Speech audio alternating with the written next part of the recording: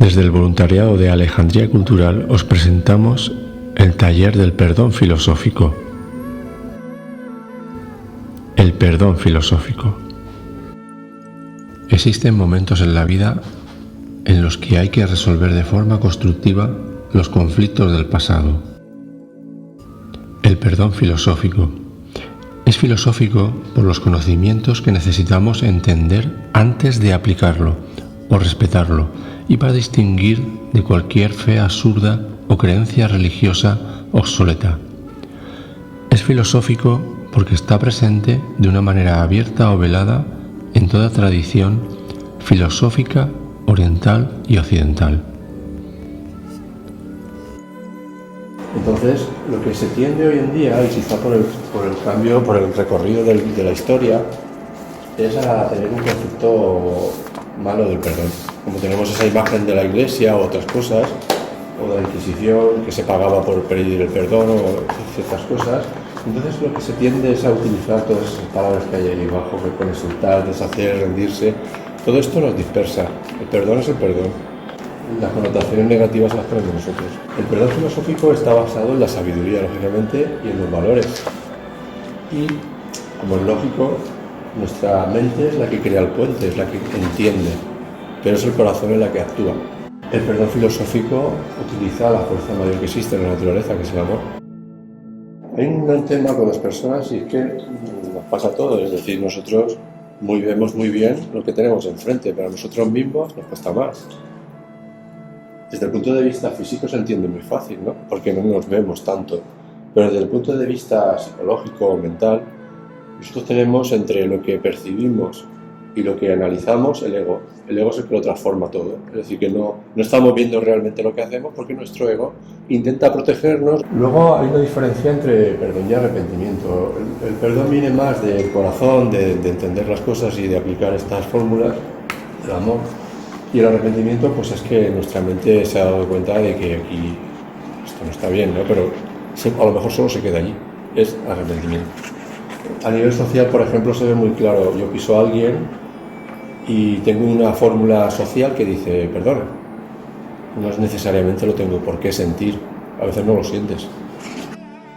Lo que hablábamos antes, el ego siempre proyecta la culpa en los demás. Intenta protegernos a nosotros, porque el ego es nuestro, trabaja para nosotros. Ese es el ego pequeño, no es el grande. Lo que quiere tener es atrapada la conciencia. Porque la conciencia puede ser que a momentos venga y diga, uy, esto no lo hiciste bien, pero él dice, no, tranquilo que esto está controlado. Este es el mecanismo que tenemos que intentar averiguar cómo quitarlo porque no nos hace bien. Ya, muchas veces nos pasan cosas y pensamos que el culpable son los demás, pero somos nosotros. Lo que ha comentado Lujo, lo de la culpa, te la lanzo a ti, pero yo sigo enganchado aquí. Y como decíamos los estoicos, depende de mí. Y tengo que hacer lo que tengo de mí. Entonces el ego tiene un plan de perdón porque está pidiendo uno, o sea, la mente pide cosas, ¿no? Y consiste en que primero veas el error claramente y luego lo pases por alto. Esta es la trampa. Es decir, la mente se maquina cosas, ¿no? Y dice, vale, yo voy a intentar, porque me han dicho que esto va muy bien y yo lo creo también, me busco un invento del perdón, entonces hago este artilugio mental. Lo que pasa es que este artilugio mental tarde o temprano va a saltar, si no lo acabo de interiorizar, entender, porque en realidad es un artilugio. O sea, tengo que ver el error claramente y luego pasarlo por alto, es que ya suena mal. Es lo que hacemos a veces, ¿eh? El perdón, si no liberamos la mente de la agresión, si realmente creo que he sido agredido, por muchos artilugios que yo haga, va a seguir allí el problema. Tarde o temprano saldrá. Entonces el truco no está en crear un artilugio que yo creo el error y luego lo paso por alto, ese no es. Es más un tema de responsabilidad. La culpa debe de pasar a la responsabilidad. Soy responsable de esto. O la otra persona puede ser responsable también de su parte. Esto de arriba lo decía Epicteto.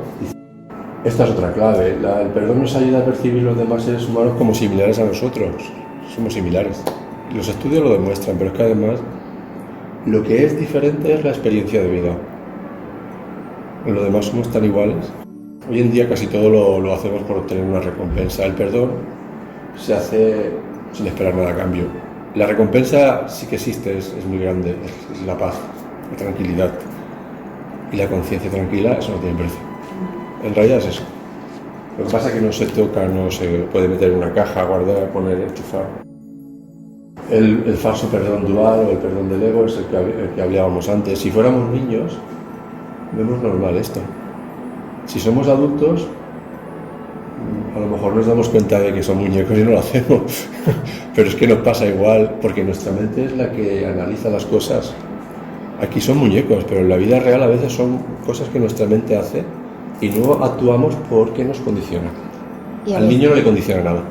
Ayudarlo, ¿no? A subir. Y a veces sin ser muñecos, o sea, siendo personas o animalitos, o sea, quiero decir, siendo seres vivos, realmente a veces decimos, ay, voy a ayudar, y luego decimos, esa primera opción que sería a veces la más genuina, pero luego decimos, ¿y por qué voy a ayudar? Si ahora no tengo tiempo, voy a perder, si total, si el otro, ¿por qué no ayuda al que está al lado, el de arriba, el de abajo? Además, aquel que lo conozco yo no me ayudó la otra vez, entonces yo pues tampoco voy a ir. Y viene la otra mente que empieza a darle vueltas, la mente más concreta y analítica y egoísta, pues no voy. Pero la primera suele ser el primer impulso, la primera impronta de decir, voy a ayudar, o sea, nos sale, pero luego viene todo ese resquemor y ese discurso interno que nos paraliza. Si yo considero que me han pegado, me han insultado, me han herido, si yo considero eso, va a ser muy difícil perdonar. El odio no hace cesar nunca, porque alberga unos sentimientos tan poderosos, tan negativos. Esto, bueno, ya se sabe que nos afecta a nivel emocional y a nivel de salud. Pero es muy difícil que no te afecte eso, ¿no? Que te hace otro, no sé. Lo que pasa es que cuando es algo negativo que te ha hecho daño, quiero decir... Hay que identificarlo, no sé. Es como digo yo, como hacemos en el laboratorio, ¿no? Lo identifica, ya lo tengo aquí, ¿ahora qué hago con esto? Eso lo veremos ahora. Es decir, lo importante es identificarlo. Es lo que hablábamos antes, ¿no? No basta con que yo me cree una cosa mental que lo anulo, hay que aceptarlo, pero bien, no porque haga un artilugio mental. Realmente esta frase tiene mucha... que yo también la tengo para luego verla, o sea, él me ha pegado, me ha insultado, me ha herido, me ha robado, sigue, realmente es todo un potencial que dice, pero si es que lo ha hecho, como que me ha robado, me ha quitado, me ha puesto, realmente lo ha hecho. Cuando nos vamos a algo más, a otro nivel, más profundo, esas cosas que han sucedido, como está dentro de un entramado de vida, y de acciones y de karma y de vida y de otras vidas y de acciones que tienen que suceder de otra manera para que yo entienda, o coincidencias de la vida que no son coincidencias pero vienen a cumplir una función para aprendizaje. Realmente, si lo viéramos de forma más desidentificada con todo eso, veríamos que sí, que en realidad eso ha ocurrido de forma objetiva.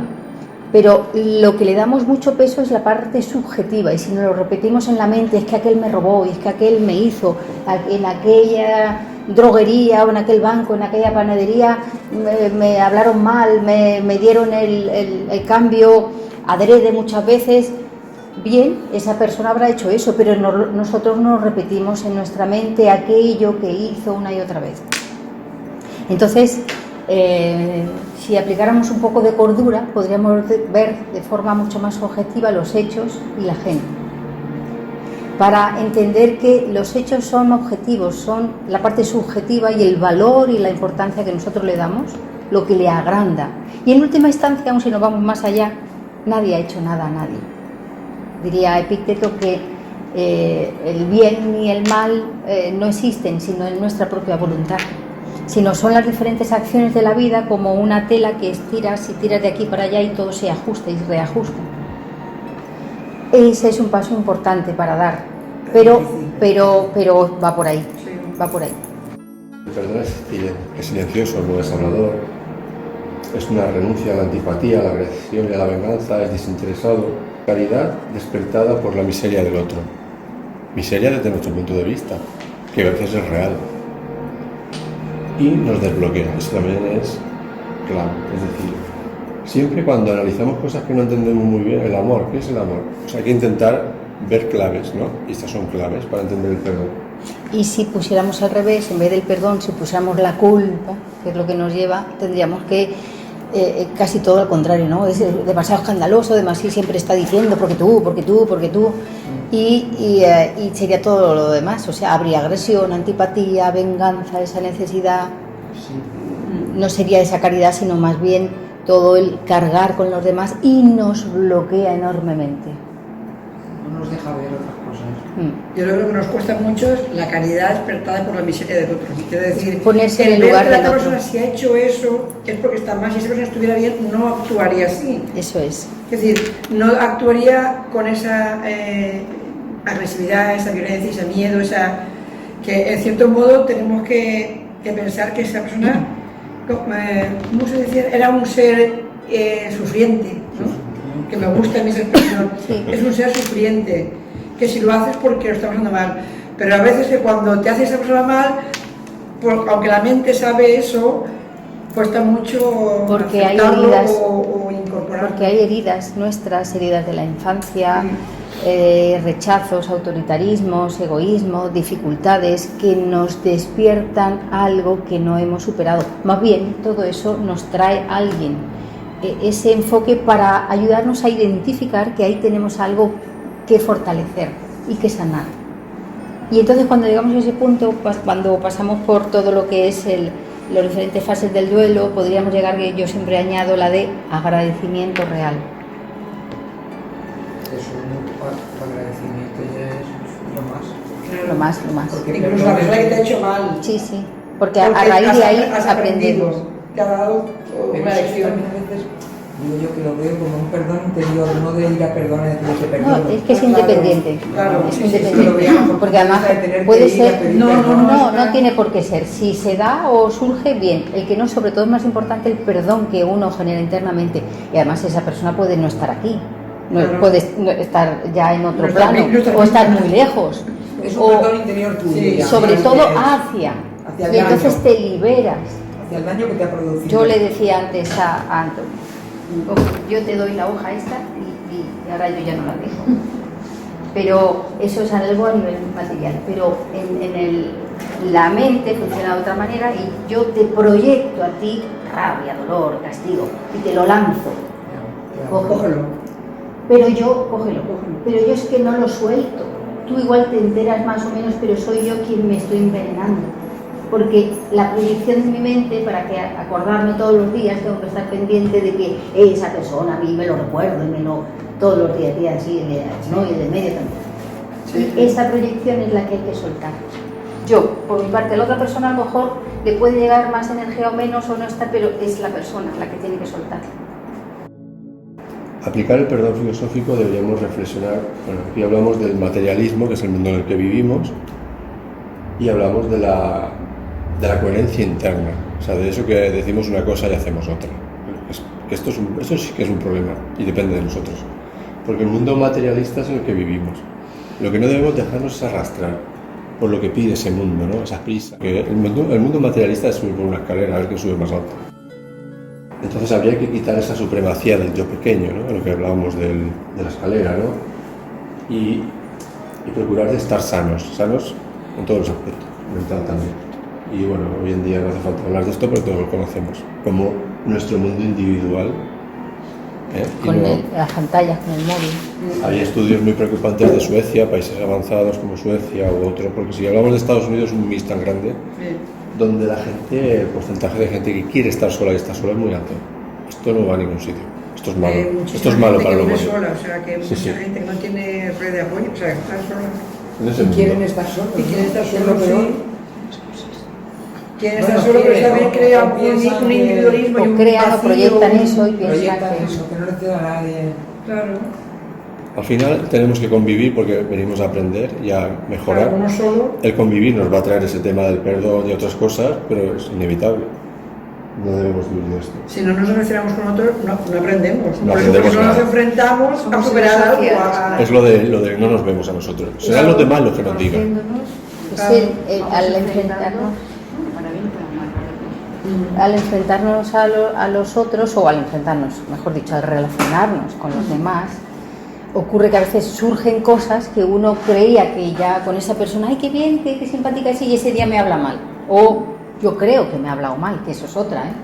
Una cosa es lo que es y otra cosa es mi apreciación, y otra cosa es, porque a lo mejor esa persona ha hecho así y es que le dolía el estómago. Y digo, mira, cómo hoy me ha hecho así un gesto y ya me lo tomo yo y empiezo a hacer así, a hacer una montaña, hoy fíjate que la habré hecho yo, que no sé qué, y a lo mejor tenía un dolor de estómago que me ha hecho así y estaba, claro, Sí, sí. Y estaba dolorida. y nosotros empezamos a buscar y a hacer una serie de cosas y de proyecciones que no son reales. Yo es que descubrí también, no sé si vosotros como estáis tan por estos temas o lo habéis leído, por una chica también, que a mí me pasa eso, que cualquier cosa influye mucho. Y luego me dijo que ella es que había descubierto que ella le pasó lo mismo, que hay una denominación que se llama psicológicamente personas PAS, Sí. que son personas de alta sensibilidad. Sí. Entonces eso también es un problema porque cualquier cosa que otra persona lo pasa por alto, como tú dices, que no le afecta lo más mínimo, pues que yo no sé si soy, pero empezamos a poner ejemplo, es como que lo llevas al infinito. Lo que tú has dicho, un gesto así, eso a ti te duele en el corazón, que me ha hecho porque una sensibilidad extrema, Sí. que es el 20% de la población, y quien lo sufre, quien le afecta, Esa- lo sufre muchísimo. Personas de Y alta es una sensibilidad. personalidad especial. Sí, estas personas PAS, que parece ser que cada vez hay más, en realidad yo creo que se le da un crédito excesivo a determinadas cosas y a mirarnos en nuestro interior. Las personas PAS tienen aspectos positivos y aspectos negativos, como todos, o sea, no todo es bueno. Hay momentos donde uno se puede ahogar en un vaso de agua y hay otros momentos donde esa sensibilidad extrema también llega a captar detalles de otra persona o de algo, de un entorno, de un ambiente, que otros que son como más robustos y más coraza, pues ni para bien ni para mal. Entonces, ¿qué es lo que hay que hacer? Siempre, además de conocernos, pasamos siempre por el proceso de conocernos, hay que robustecer, hay que fortalecer nuestra parte emocional, que es la que nos lleva y nos trae y nos lleva. Es que no puedes justificarte, decir que yo soy parte Y ya está, y no me hagas que nada. Como soy sensible. Si no fue, que yo No, sé si pero lo soy, digo pero que porque hablar hay un trabajo. Tiene que haber un trabajo. Yo hablar sí, con ella, si lo puedo exponer, yo he tenido que trabajar en el tiempo desde muy joven porque, bueno, puede ser que me impresionara todo lo externo, pero tenía una emotividad, no diría yo tonta y demás, pero era muy sensible a cualquier cosa que sucedía. De ver a una persona sufriente, de ver a una persona con carencias de tal. Entonces he tenido que trabajar todo eso, porque en el mundo he tenido que salir al mundo también a defender y a tener, como acaba de decir Luz, a robustecer de alguna manera ese tipo de, yo diría, debilidades no comprendidas, porque uno es joven y está dando pasos y todavía no entiende lo que le está sucediendo. Pero en el tiempo tuve que trabajarlas, porque me tenía que enfrentar a muchas cosas. El trabajo, la vida social, conmigo misma con las aspiraciones que tenía, y se trabaja trabajándolas, hay resultados. Pero tenemos que ser muy sinceros. Desde el plano que tengamos de percepción en un tiempo determinado, que se está planteando que primeramente hay que reconocerlo. En el momento que reconocemos, tenemos que ponernos a trabajar.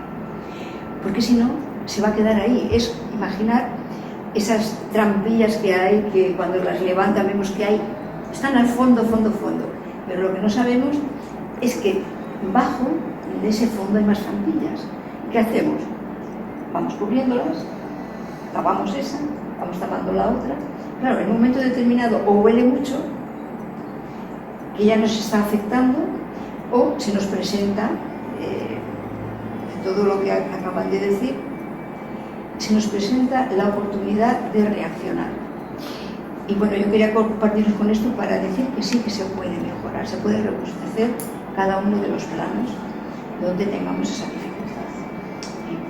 Pasamos siempre por el proceso de conocernos, o sea, cómo somos nosotros y intentar ser, sé que es difícil, lo más objetivamente posible. Honestos. Objetivo, es decir, Muy ¿qué ha honesto. ocurrido? Se ha caído el vaso de leche. Si viene la madre y dice, ¡ah, cállame aquí, el vaso de leche, que eres tonto, no puedes jugar, fíjate, Todos son mundo, todos ¿cuál son es la agua. parte objetiva? El vaso de leche se ha caído, se ha resbalado. Punto Consciente, pelota. inconsciente, y entonces, ¿cuál es nuestra forma de actuar? Si hacemos como madre, el niño pues lo ha encogido, o bien de estos si ya se rebotan, pero bueno, pero lo objetivo es que el vaso de leche me cayó, punto. Entonces vemos y decimos, bueno, ¿y qué hacemos ahora? Según el niño, si hay una buena educación, ¿qué hacemos ahora? El niño, pues tal, y lo recogemos, venga, ¿qué hace falta? O que no sé qué. Eso es algo muy distinto a que la madre, no puede ser, y lo vaya recogiendo, porque suele ser que lo vaya recogiendo, el niño se queda sin actuar, físicamente, mentalmente, bloqueado, porque ya lo he hecho mal. Vale, que lo habrá hecho mal, entre comillas, porque aún estaba distraído, no tiene el suficiente manejo con las manos, pero es que los adultos también hacemos muchas cosas mal, y si alguien viniera siempre a hacernos todo ese aspaviento que nosotros le hacemos, en general, a lo mejor una madre, un adulto, a un niño, tendríamos que irnos lo más posible cada vez a algo más objetivo, decir, ¿qué es lo que ha ocurrido objetivamente? Supongamos que alguien viene de fuera y no, pues hay un vaso de leche derramado en el suelo, ya está. Se ha roto sin romper, si es de plástico, si no, pero leche en el suelo. ¿Qué se hace? Pues se recoge. El suelo se ha estropeado, pues bueno, a ver qué vamos a hacer. Y así. Pero añadimos toda una carga y una batería de emociones asociadas a una serie de comportamientos de una endoculturación y solemos repetir, para bien o para mal, aquello que hemos mamado. Y aquí, como nos han criado, antes o después, ¡pam! Como no estemos muy pendientes, muy vigilantes a aquello que no queremos, porque cuando somos en otros momentos, yo esto no lo haría, esto no me gusta, pero si hemos convivido mucho con eso, sea por los padres o amigos, relaciones, parejas, volvemos a hacer lo mismo, antes o después. Sí, hay un patrón ahí que sí. No nos han dado tampoco herramientas para desbloquear la mente, no nos han enseñado a tapar, y por eso es tan importante en los colegios, como tú estás explicando, que todo uno tiene que actuar desde pequeño pero para construir una conciencia. Sí. Pero claro, como eso no lo han enseñado, llegan los bloqueos emocionales, llega que si no lo paras el tiempo, tarde o temprano cuando salen, dices tú, te encuentras atrapado, vivimos, no sabes qué te pasa. En una sociedad muy rápida y un poco egoísta y con poca paciencia y poco tiempo para poder dedicar ese tiempo a ver al niño, al padre, la madre, al hijo, al hermano, dedicar un poquito de tiempo, un poco de paciencia para desbloquearlos. Sí. Realmente el perdón no es algo que podemos imponer a los demás, ni ir explicándoles así, tienes que hacer esto. Realmente es algo nuestro. Es encontrar el origen del problema en nosotros, recorrer el camino en la mente, en las creencias, en uno mismo. Es un trabajo nuestro. Un poco lo que acabamos de decir, ¿no? Un poco... Pero la culpa no es real. ¿Y por qué no es real? No es real porque realmente nosotros decimos que todo tiende a una unicidad. Si todo tiende a una unicidad, solo existe el bien. Entonces, cuando hay mal, ¿qué es? El alejamiento. La ignorancia. El mal es la ignorancia. O sea, no existe el mal. El mal es ignorancia. Solo existe el bien. Entonces, cuando hay mal, significa que hay ignorancia. Cuando una persona va en el coche, te increpa, te pita, no sabe más. Sabe eso. Entonces, nosotros vemos mal. La naturaleza es ignorancia. Con referencia a eso, Plotino dice que el mal es un alejamiento del bien, y cuando es como cuando ponemos una hoja de papel acercando a un foco de luz, y cuando lo vamos separando, es la misma hoja de luz, pero alejada de la fuente de conocimiento, de sabiduría, de luz, y se oscurece. Esa oscuridad es el mal. El mal como tal, o la ignorancia como tal, no tienen identidad propia, sino es un alejamiento de esa fuente. El mal es un alejamiento del bien. En realidad tenemos que, como un punto clave sería reconocer que nadie nos ha hecho nada, es nuestra interpretación, es la circunstancia. Entonces ya no llevamos ese peso de la culpa. Entonces hay un ejercicio que es interesante hacerlo. Cuando alguien nos haga algo, decir, bueno, ¿por qué me ha hecho esto? Y entonces, si fuéramos capaces de entender el motivo, a lo mejor ya sentiríamos un poco de lástima también por esa persona. Entonces, claro, el ego enseguida quiere una respuesta, decir, este me ha hecho esto. Porque a veces pasa al revés, a veces somos nosotros los que hacemos las cosas también. El hecho de aplicar el perdón no significa que nos aplique la justicia. Nosotros el perdón lo aplicamos para nosotros, para nuestra conciencia. Y la justicia sigue su camino. La justicia, sabemos que hay dos justicias, la real y la de los hombres. Yo me refiero a las dos, o sea, las dos funcionan, ¿eh? Una es el karma y la otra es los jueces. Y esto lo decía Séneca. Séneca decía que al bien hay que pagarlo con el bien y al mal, en este caso la ignorancia, pues justicia. Pero esto ya sería para terminar. Dice, para devolver la paz a la mente y al corazón y restaurar la salud integralmente, porque todo está relacionado, es preciso soltar o perdonar las situaciones.